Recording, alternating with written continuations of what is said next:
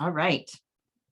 So what I've got for you, I have this way of in face-to-face and real life face-to-face classes of doing a lot of board work, a lot of whiteboard work, and my notes are usually connected to that board work. And so that's pretty much how I gather my thoughts and I move through the lecture. So there are some notes. I'm going to just show you the notes and share it with you. And I'm going to use those notes to kind of go through different things. If you have a hard time seeing or you can't see the notes, I can PDF, also send a PDF of the notes to you.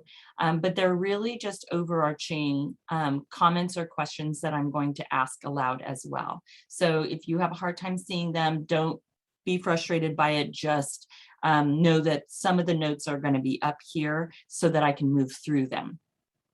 And I like for you guys to also be able to interact with them if you can by seeing them.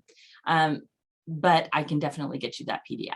So I'm going to just start with, before I do that, I'm going to start with some of the overarching questions that you guys have. Let's do screen 3.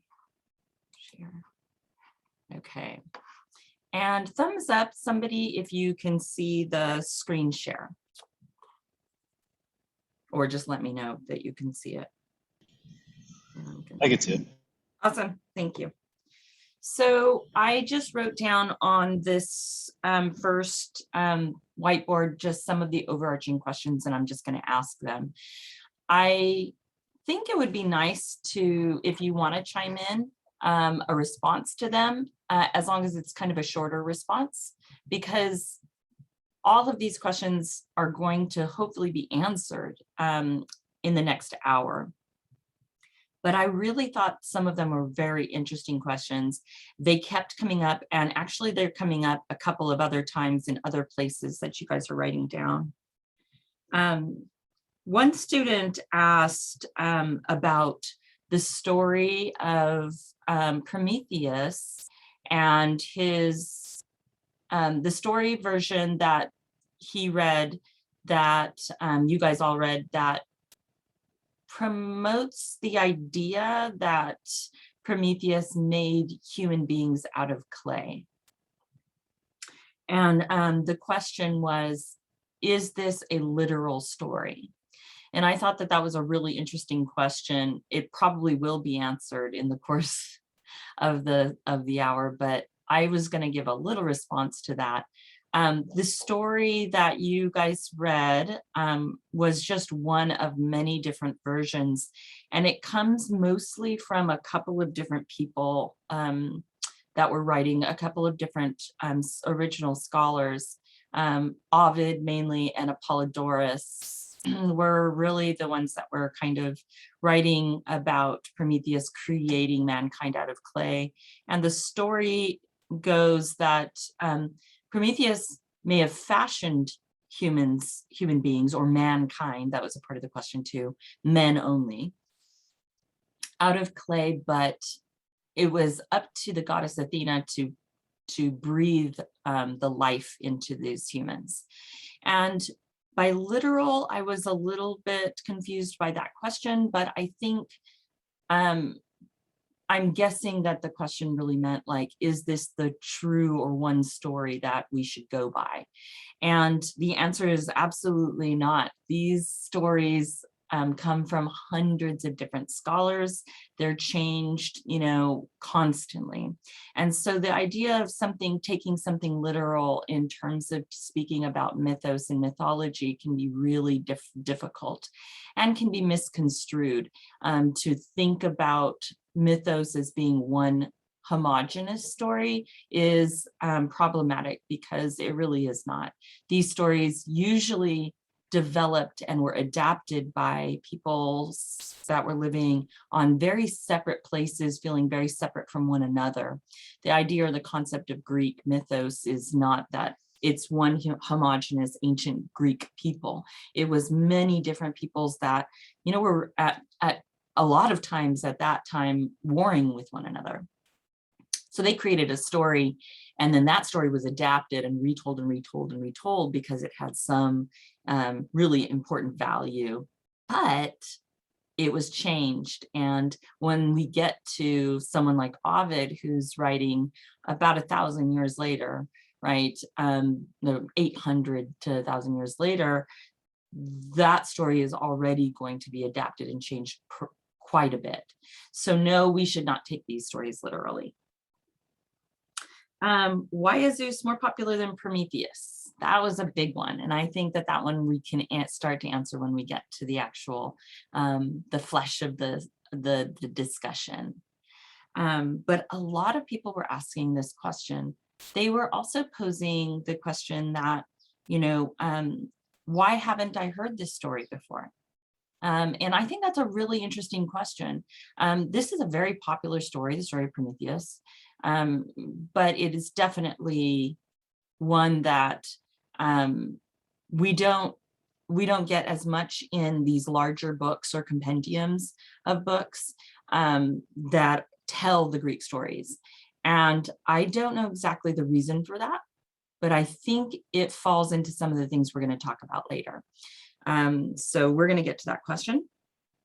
Another really good question is, why is the Persephone story so specific? Again, the word specific, also literal, is a little bit vague, and I don't know exactly what was meant by specific, except that the issue of the seeds and how many seeds are eaten, and the amount of months that it affected with Demeter. There's so many versions. The usual amount of seeds that we hear about are 4, but there are lots of versions that are 6 seeds.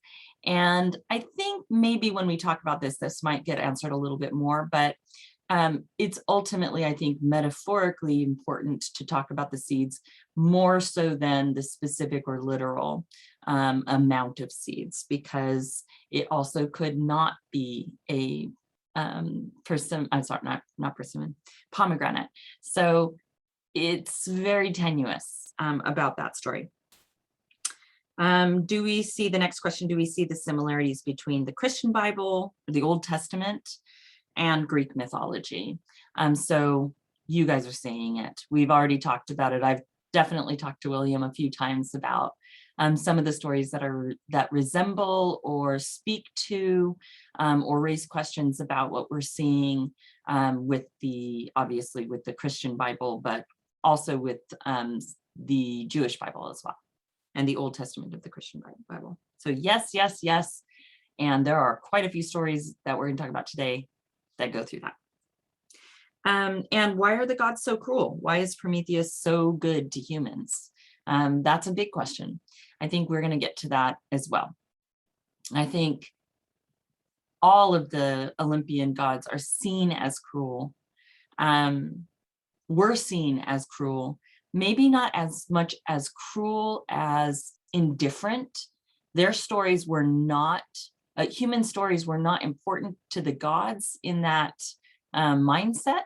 And it was the humans that were telling the stories, giving sacrifices, but in a lot of their stories, they just emphasize the fact that there is a distinction between a distinction between human beings and the Olympian gods. And we're going to talk about that. These stories ultimately make the mythos essential to all humans. And we're going to talk about that as an overarching theme. And so those are some of the questions that came forth. But I want to jump now to really start to ask some questions of you. And so you should be able to see another note-taking page up here. And this note-taking page, hopefully you can see all of it. This note-taking page is a simplified version of one that I'm going to show in a little bit. And basically, it's just a cluster of notes, and there's 3 main bubbles, and those bubbles have the word Prometheus, Pandora, and Persephone inside them. And in the center is another bubble, and that bubble is asking a question, and this is the question that I'm going to pose to you all. And that question is, how are these stories connected? So I want you to just take a moment, if you have a piece of paper or you have some writing instrument, write that question down. How are these stories connected? And think about it for a moment. What in your readings did you come across that connected them? Do you see an overarching connection between these stories? I'm gonna give you about a minute to just, or 30 seconds to write that question down and to ponder the answer to that question. You don't have to share it right away, just write it down.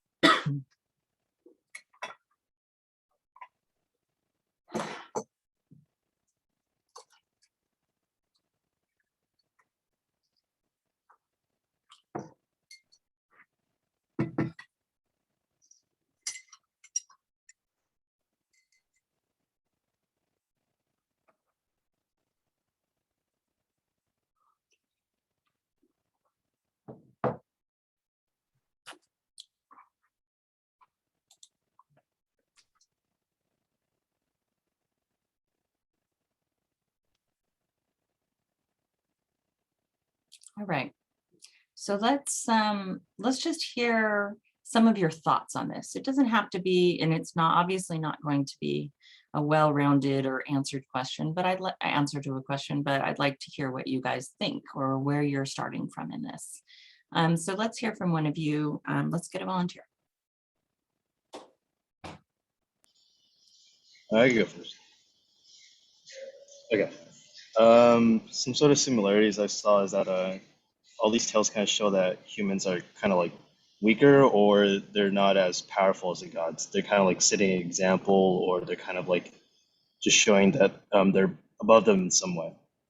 And I also noticed that each of them kind of have like an explanation for a natural event. You know, with Persephone, it's the seasons. With Prometheus, it's like how and humans were created. And then for was it Pandora? Was it Pandora? Yeah. Yeah, for her it was like, why do humans suffer? You know, things like that. So, and that's it. Good. Yeah. You answered the question for the entire lecture, so now we can go home. That's really I'm good. glad. Yep. Yeah, I think those are the main things that we should talk about. Yeah, absolutely. And we're going to unpack those. But I think number one, they are all etiological stories. So they're all stories of origin and the origins of different things, and they answer essential questions. And they also show a weakness in human beings, right? The fragility of human beings and mortality of human beings, absolutely. Anybody else want to share what they got?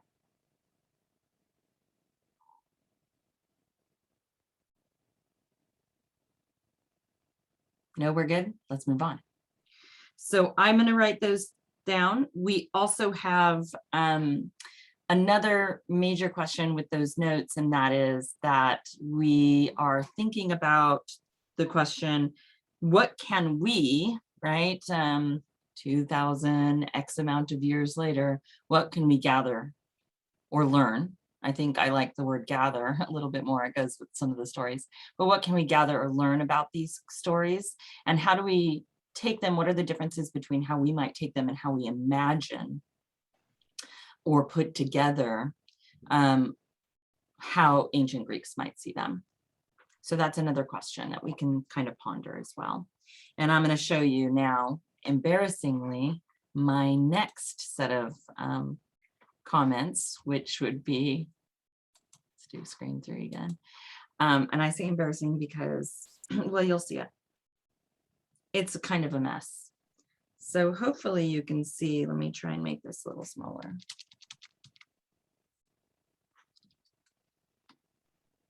Okay, I think you should be able to see most of it here. And this looks a lot like the previous notes, but I want to kind of go through each one and capitalize on each story or talk about each story and then try and connect them. You're going to see, Frank, and the rest of you, that a lot of these kinds of stories or these issues come up with regard to this etiology, right? These origin stories. And the questions that I'm posing to you all are going to be connected to that mostly. But let's start with Prometheus. And I'm going to be a little bit dramatic here. And I brought a candle. And I brought some matches. I'll probably need two because I'm not very good at. And we're just going to light these matches, right? There we go. So to start our talk about Prometheus, I'm going to be very theatrical and light a candle here for you guys. And symbolically, I think it's pretty important, right? The Prometheus story is all about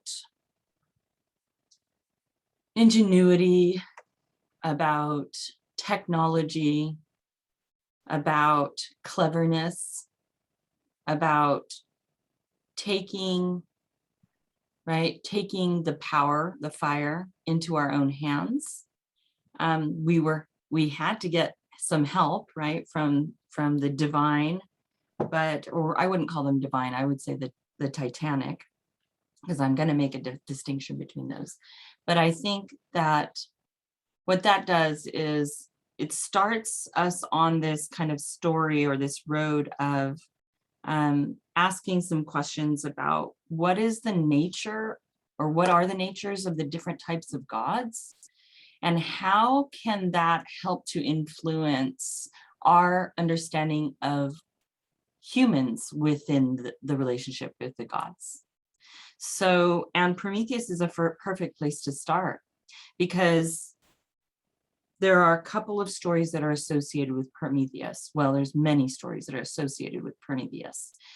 We get Prometheus Bound and Unbound, some plays that show the interaction, right, between Prometheus and Zeus and Prometheus and humans.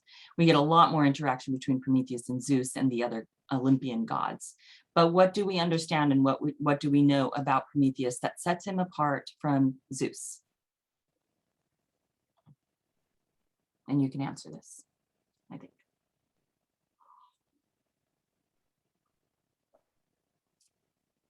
What sets him apart from Zeus? How is Prometheus different from Zeus? He's a god. Well, isn't he? Well, he's technically less powerful than Zeus, I would imagine. And he also seems to care a lot about his creations. Humans, obviously. I think that's kind of a big difference. Yes. The first thing that Frank answered was that he was a little bit less powerful or weaker than Zeus. Why is that? So the reason he's less powerful is because Prometheus is a Titan. He's not an Olympian god. And after we went through this discussion, I'll put my notes back up. After we went through this discussion a few weeks ago about the Titanomachy and the war between the Olympians and the Titans, there was an understanding, or there is an understanding in the literature, that the Titanomachy created a distinction between the Titan gods and the Olympians. One of the major distinctions was that the Titans were these, they're more primordial, not quite primordial, but they're more primordial, right? Their gifts, or what they embodied, were these powers of creating the different things that we know as the cosmology, right? The makeup of the world. They're also more brutal, right? In a lot of the stories, these gods are very brutal. The eating of the children, for example, is one of the stories that kind of shows that. Zeus is very brutal as well. The Olympians are very brutal, but the Titans seem to react very specifically to certain fears or things that they're dealing with. And they do that by reaction and brutality. So we have this understanding that Titans are a little different.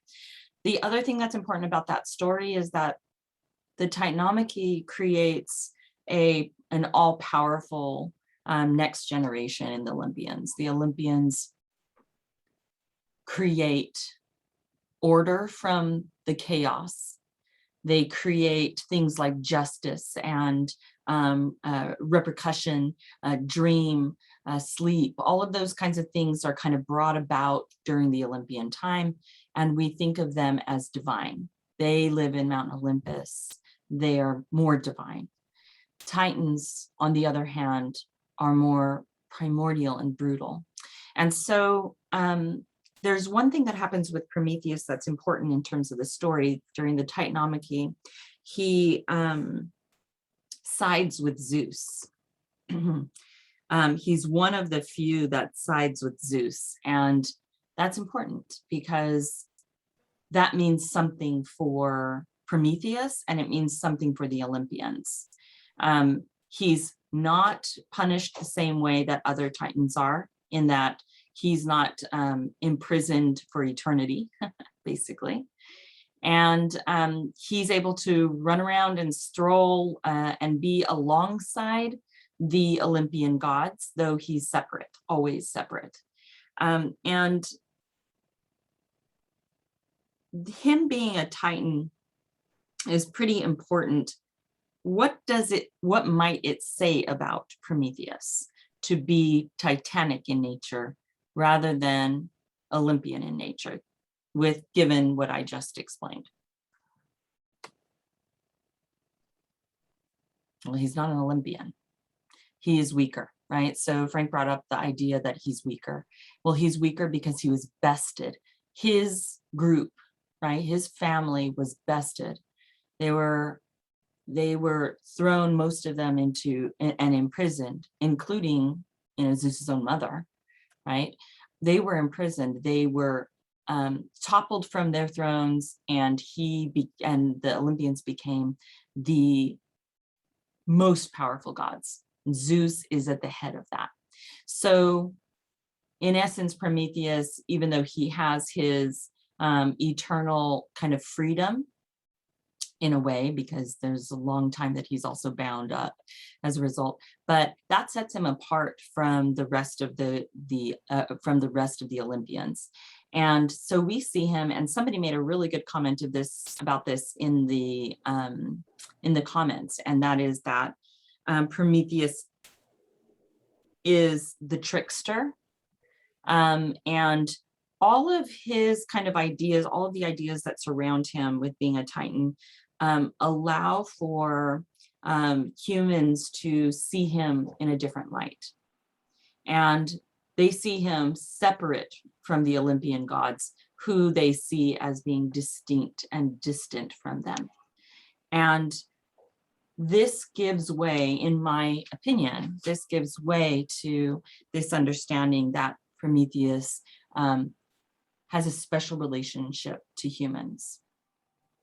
In another video that I did, I talked a little bit about Prometheus, and I'm not Prometheus, but I talked about the Titans with regard to Prometheus and humans.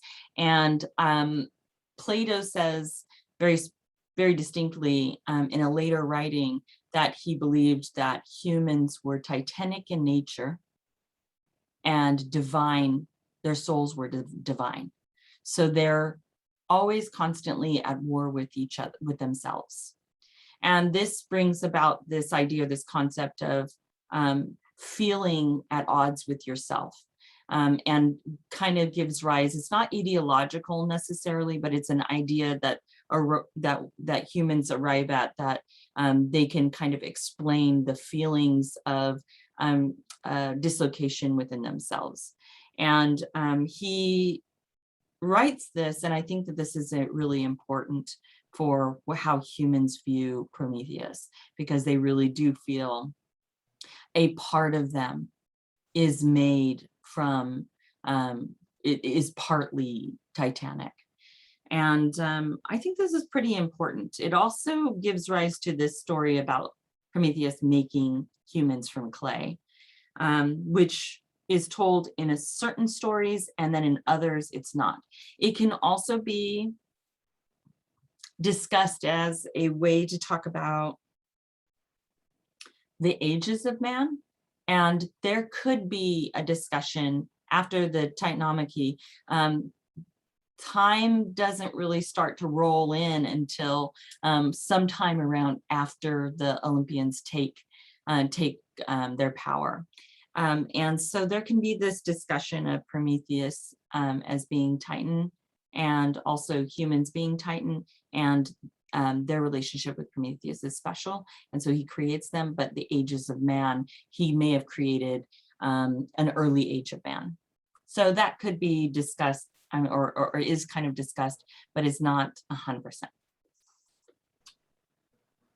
All right, we haven't gotten to the idea of fire, and that's our first symbol. And it's particularly important that Prometheus doesn't have, he has the ability to create fire, but he steals this information. He steals the gift of fire and gives it to mankind as a gift to them, but he's also doing a few other things, okay? I think it's also important to note that Prometheus has no real motivation, okay? He has no real motivation, or we don't see any real motivation for him doing this act. We don't get in the literature a reason behind it. There isn't a time, there isn't a place where in any of the original documents where he really discusses, Prometheus says, I did this because I loved mankind. I did this so that I could give them power. We don't really have a justification or a motivation for this act. We just have the act itself. And that comes to our next question, and that is, what is behind this symbol of fire? What's behind the symbol of fire? What does fire, what is the symbol of fire? Why is it important in this? So what does fire symbolize in this story?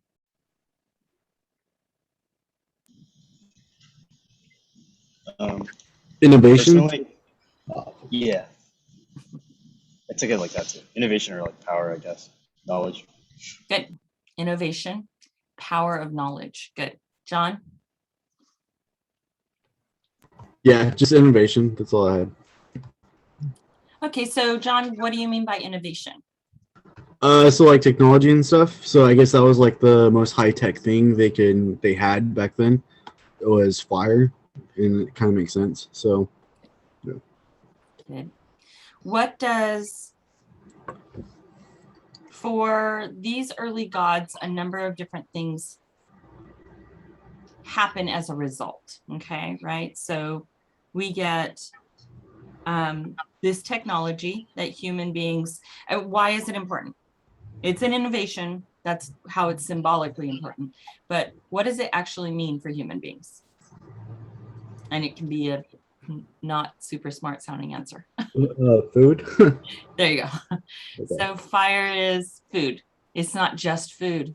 It is the ability, right, for mankind, for human beings to be able to take their livelihood into their own power, right?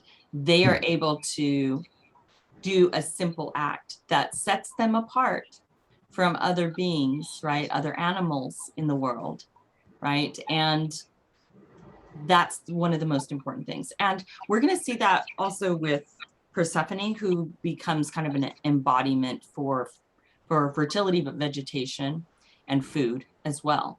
Hunger and kind of like this idea of hunger and plenty, right? And this, for Prometheus, I mean, for the humans and Prometheus, this is a pact, right? They are now able to take care of themselves in a very specific way. Okay, so food. What else could it possibly be? What else could fire symbolize for human beings? Allows metalworking. Good. Can you maybe just speak just for a second about what is important or symbolically important about that? It means that men can, if they have to use wood, it breaks up. If they use metal, they can make armor, weapons, wheels, wheel rims to harden what is already available. They can change the nature of objects. Right. They can change the nature of objects.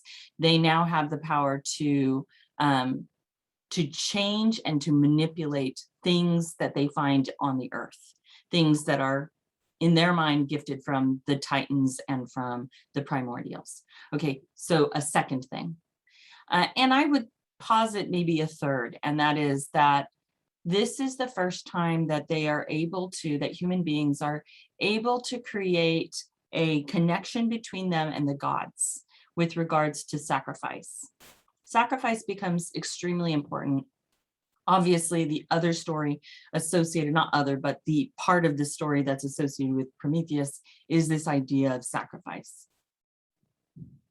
Well, why would it be? Well, because I think one of the things that we think about is that this is the first time that human beings really are able to give sacrifice in this story, obviously, to give sacrifices to the gods. And how is that symbolically important? Well, because it creates a relationship between the gods and the humans that was not there before. And muddled up in all of this is Prometheus again, right? Because what he does is he tries to trick the gods, right? He tries to trick Zeus.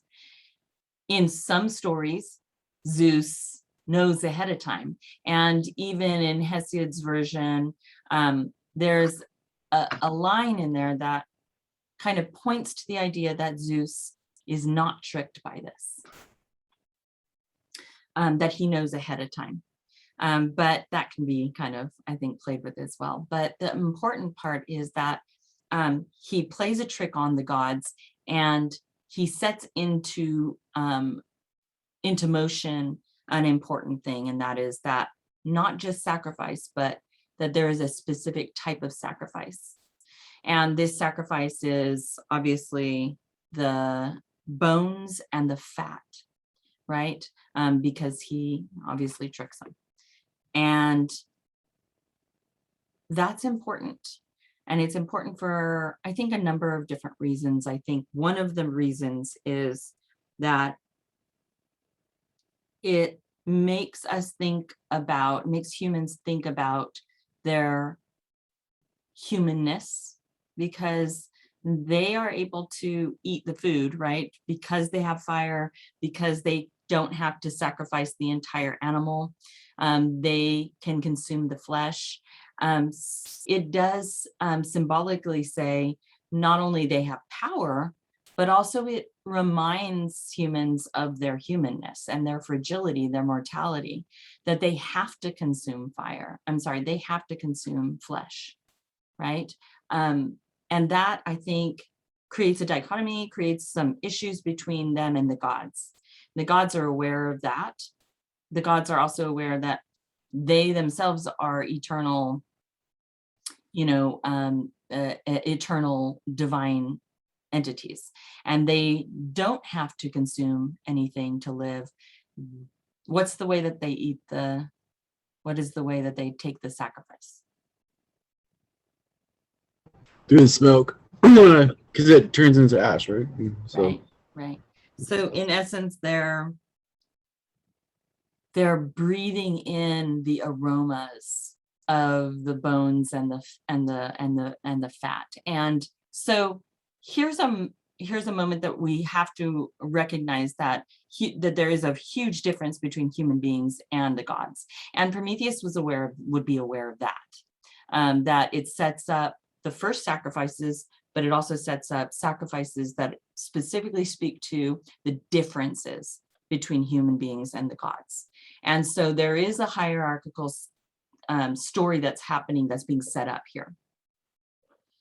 It also reminds us, and this is probably going to be one of the last things that I bring up in terms of the fire and the sacrifices, is that it reminds human beings of the tenuous, difficult relationship they have with themselves and the Olympian and their Olympian gods.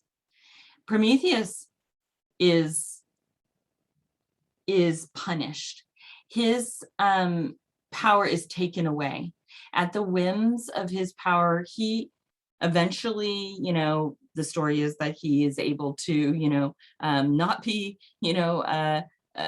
punished forever in that same way, but he is. And that's the telltale sign that the Olympian gods are at the top, right?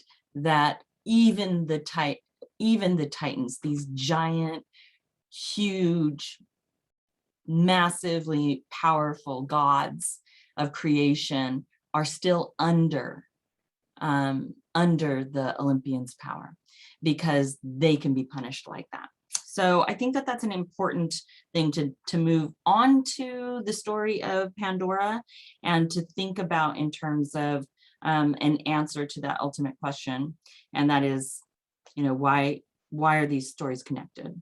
But Prometheus is the biggest story. I think there's a lot to it. And so I'm not doing it justice by just jumping in and talking a little bit about it, but I have to move on to Pandora, and I think this is a good transition to do that. And the question for that comes up with my notes as well. How is Pandora connected to Prometheus? Well, we'll talk about that. But let's just get into Pandora's story. And so basically, we all did the readings for the stories. Pandora, whether you want to call it a box or you want to call it a jar, and that story behind, the word that changes things, the similarity in the words. Regardless, the story still stands as Pandora is the first mortal woman. And she, as Hesiod explains, and I read it in my notes,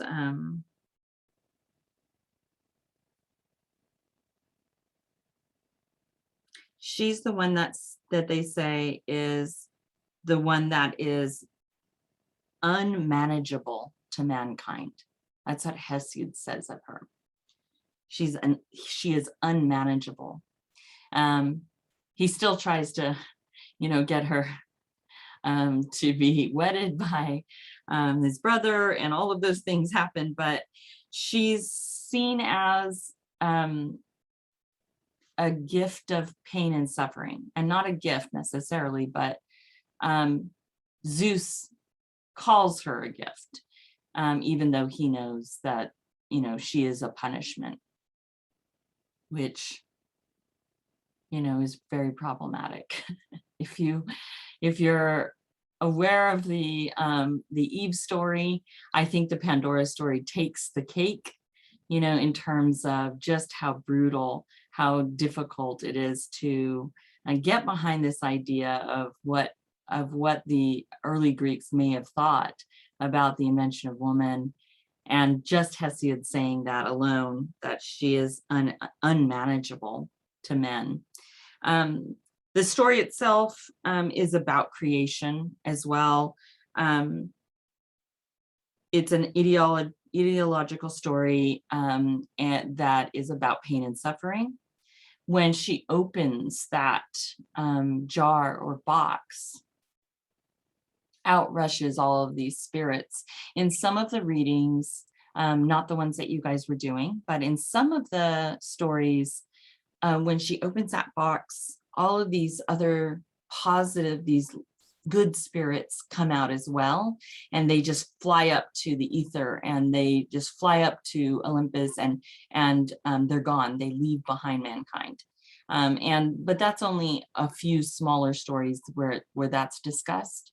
One of those spirits stays behind in those, and that spirit is the spirit of hope. And that's my next question.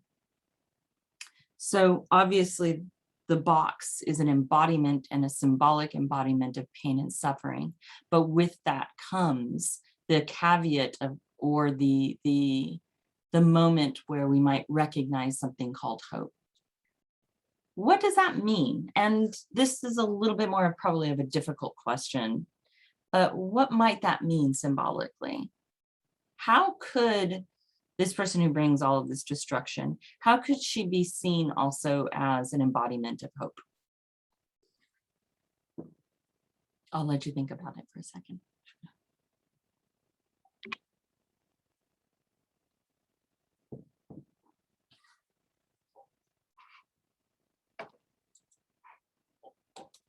And if you want to jump in and share what you might think about this, that'd be great. Why? Why can Pandora also be seen as an embodiment of hope?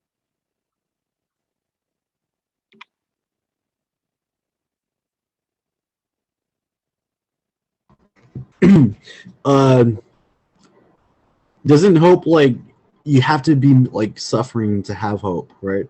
In order to it kind of comes with like the suffering. That they're connected. I think that they're definitely connected. I think that human beings have had to, I mean, somebody wrote earlier in the comments that, you know, the embodiment of hope was important because people were suffering, you know, at that time. It was a really hard time to live. And so with that, that's one of the ways that humans can kind of get themselves through, right, the trying or the difficult times, mostly regarding natural forces. Absolutely. So with suffering comes hope. Okay. What else?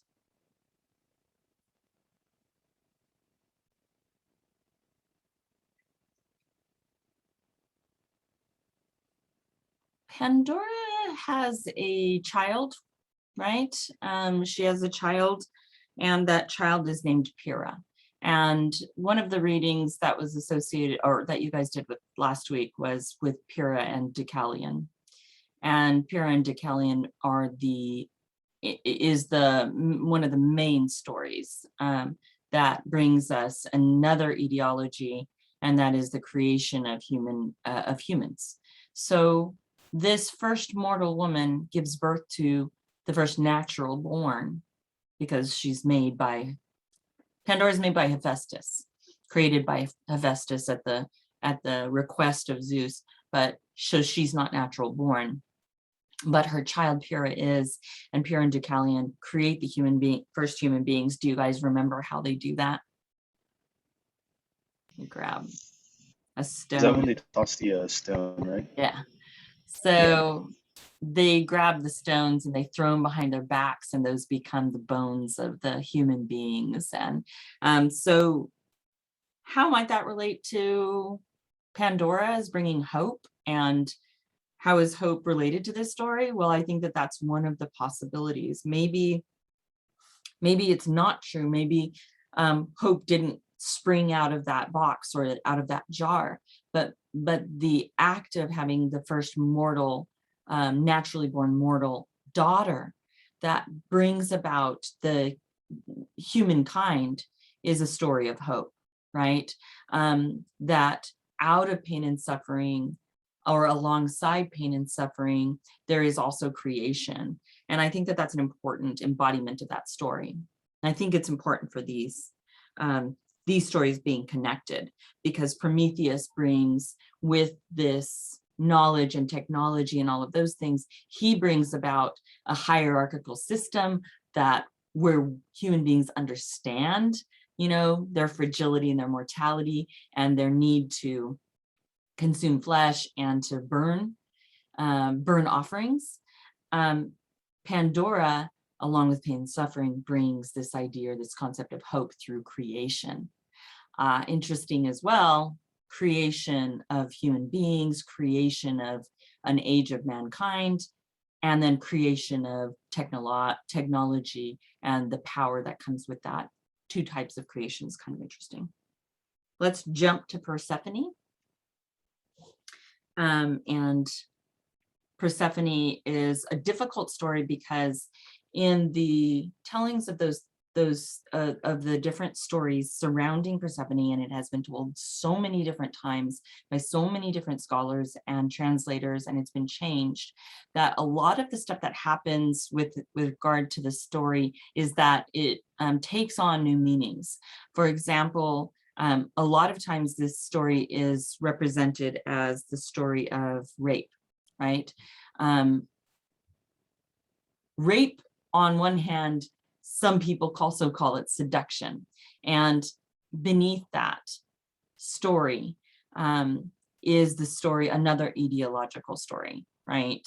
We get this ideological story that's like, okay, we have, Demeter and Zeus, who are her parents.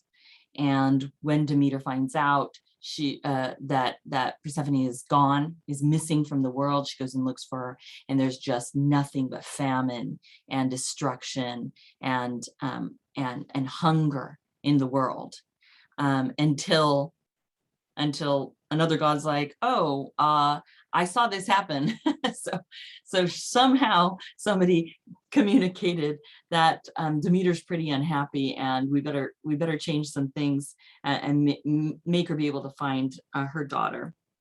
But she does. She finds her daughter, and this story has already started to take, well, no pun intended, but fruit, right? And it's all surrounding this symbol of, obviously, the pomegranate and the pomegranate seeds, which are an embodiment of fertility. And that's where the strangeness of this story goes. All right, we are at 12:28. I'm going to continue on with this.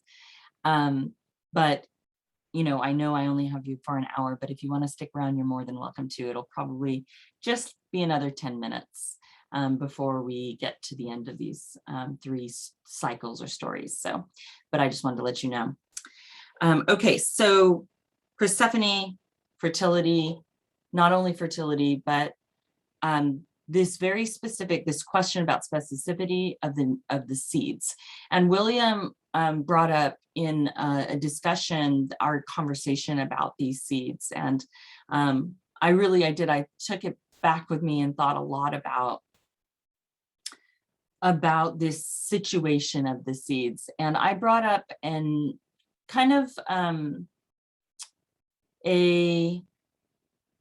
my idea or my concept of, based on, readings, but my idea or concept about what those seeds actually symbolize and their metaphor. And I thought a lot about it, and I kind of looked some stuff up, and I think a lot of it comes down to 2 different issues, and I'm going to go through those 2 different issues. And that's right here, the issue of balance and the issue of hospitality. So I'm going to go to my other notes, and sorry if you can't read these, they're very all over the place. But the issue of balance and the issue of hospitality, the first is this connection to vegetation, to food and creation of food, and humans being able to eat and being able, and it's a story of hunger and I think I said it before, but like hunger and plenty. And this story of balance is all about how Persephone is perceived as a goddess of a few different things. She's seen as a goddess of vegetation and fertility sometimes, right? The eating of the seeds can be metaphorically seen as her actually engaging in sexual intercourse, possibly, right? Whether it's through rape or seduction, right? probably rape, but this idea that Hades, once she's eaten the seeds, once she's had intercourse with Hades, it creates this issue of her not being able to be married by any other gods. And it also brings about this idea of her fertility, her productiveness, I don't even know if that's a word, but her being able to have children. Her eating these seeds also is about food and ingestion, right? Metaphorically. When one eats something in the underworld, it means something different, right? And this is a place of, with no, what's the word? You guys can help me out too. But the underworld is a place where nothing grows. There's no light. There's nothing that is really created down there.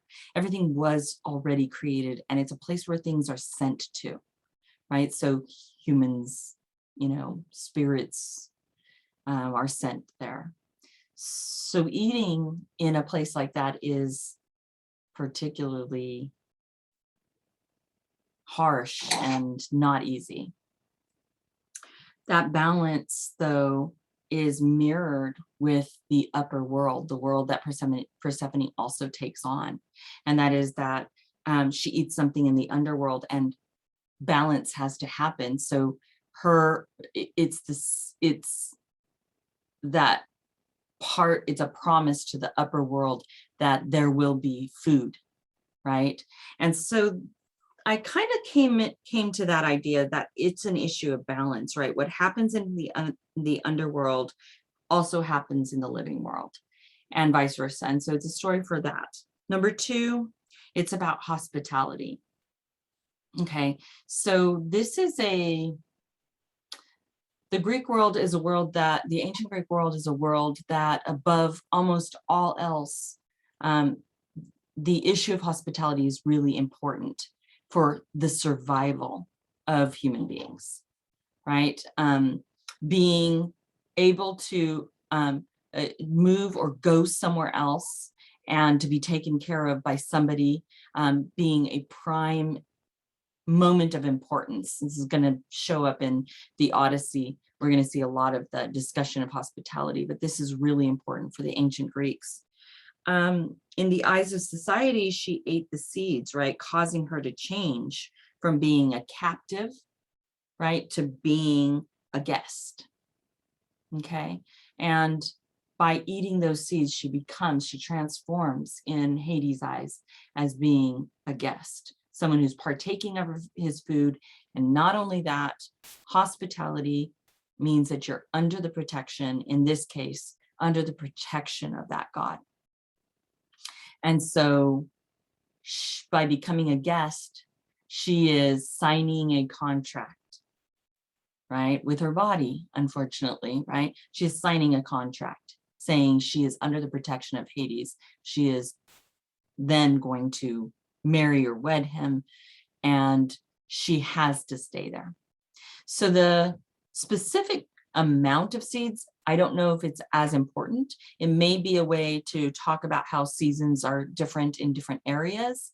It could be a number of different things, but metaphorically, it's important because it's a discussion of hospitality. To our society, any reasonable society, this would be, not an okay thing, right? There's a lot of questionable stuff that's happening with this. But to that society, who emphasizes hospitality as a way of survival, this would be important.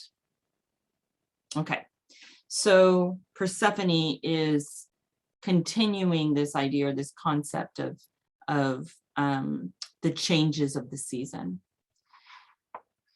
Pandora is a way to look at hope through pain and suffering, with with regard to creation and what she creates. The story of Prometheus, and I still have it burning. There we go. The story of Prometheus and the fire is a story not only of technology, not only of creating, but it's a story of talking about the relationship, the tenuous relationship between the gods, the Titan god, Prometheus, the Olympian gods and god Zeus, and human beings. This tenuous, strange, very engaged relationship. That doesn't always, it usually ends in the gods are all powerful and you better be careful what you do with regards, but it's definitely also about the relationship between them in needing one another, right? Through sacrifice, through trickery, these relationships become extremely important. So that takes us back to this question that I asked at the beginning of the lecture, and that is, how are these all connected? How are these three stories connected?